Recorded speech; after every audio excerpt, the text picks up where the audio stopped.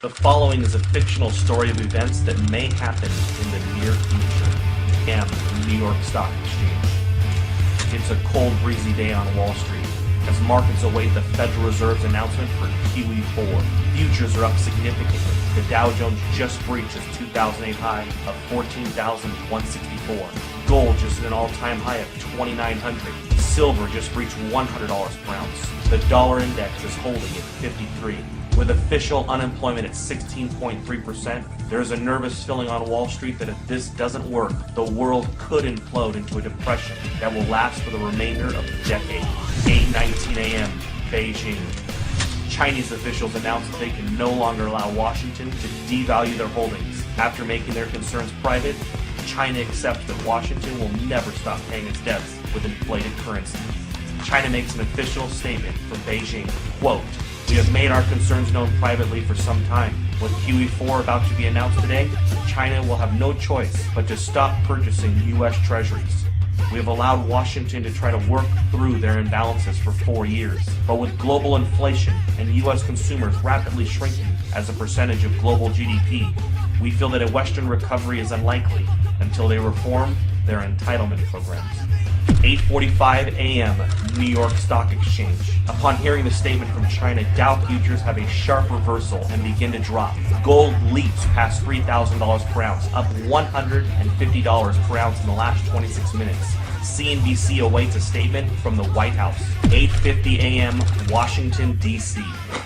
The president makes an official statement to calm investors' fears.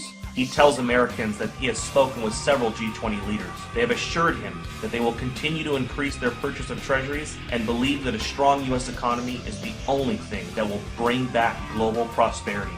He has also spoken to Chairman Bernanke, who assures him that a strong dollar will be the result of QE4. The president also reminds Americans that his recent New Deal recovery programs that he passed through executive order will increase the likelihood of a lasting recovery. He also notes that Beijing, since 2009, has slowly been reducing their holdings, so the impact will be minimal. 9:51 a.m. New York. Dow futures fall 850 points in the first 20 minutes of trading. Markets are halted for 1 hour by the authorities. 10 a.m. Main Street, America. The news about the stock market in China has now spread. A panic begins to sit in and unprepared Americans rush to the grocery store. In an attempt to purchase food and water, Americans that didn't know what was going on are alerted by all of the news stories and panic buying. Within 50 minutes, there is a nationwide rush to the stores. Empty store shelves in America become a reality. 10:52 a.m. New York. Markets reopen and the Dow Jones resumes its collapse. Investors around the world join the sell-off in bonds and stocks and begin to purchase commodities. Unlike the panic of 2008, this time commodities are seen as the only safe haven from a dollar crisis.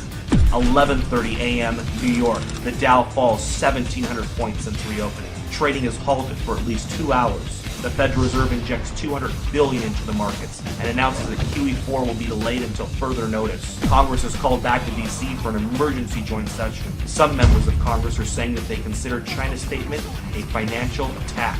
12 p.m. Main Street, America. Several cities begin to see civil unrest after grocery stores are forced to close. Traffic in the streets and violence break out. The president puts the National Guard on alert for a possible deployment onto U.S. streets if things don't get under control soon. Several news agencies are reporting injuries at grocery chains and call for the authorities to do something before it gets worse. 12:15 p.m. Toronto, Canada. George Soros tells CNBC that a run on treasuries is imminent and that there is nothing the government can do to stop it. He says it is unfortunate that a controlled decline of the dollar was not coordinated better over the years. Today really could have been avoided if not for the Tea Party politicians who demanded fiscal responsibility and a constitutional government. 3 p.m. Gold closes at $11.53 for the day at $4,053 per ounce. Silver closes at $173 per ounce. The president announces that due to civil unrest in some areas of the country, U.S. stock markets will remain closed for the rest of the day. With the exception of mining and other inflation-related stocks, the majority of U.S. stocks are down significantly due to the sell-off and flight to safety in commodities. The Federal Reserve announces that it will begin to purchase U.S. treasuries and stocks in order to stabilize the markets. But this only feeds investors' fears of a full-blown treasury run and collapse of the dollar. 6 p.m. Asia.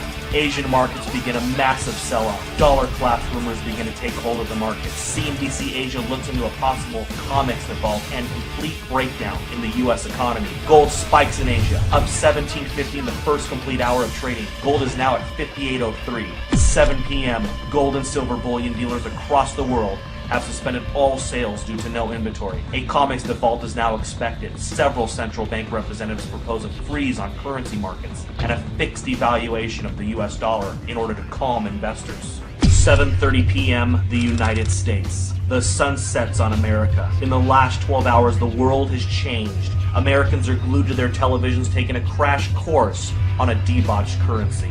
Smoke from fires in the cities have put a dark cloud over the nation. 7:45, the Federal Reserve. The Federal Reserve announces it will inject $1.5 trillion into the markets in order to stop any further decline in stocks. 7:55 p.m., OPEC. The final nail in the coffin. OPEC nations halt oil trades in U.S. dollars until further notice. They will only accept euros, renminbi, or gold. 7:59 p.m. The Federal Reserve's announcement to inject $1.5 trillion into the markets causes a sharp reversal in overseas markets.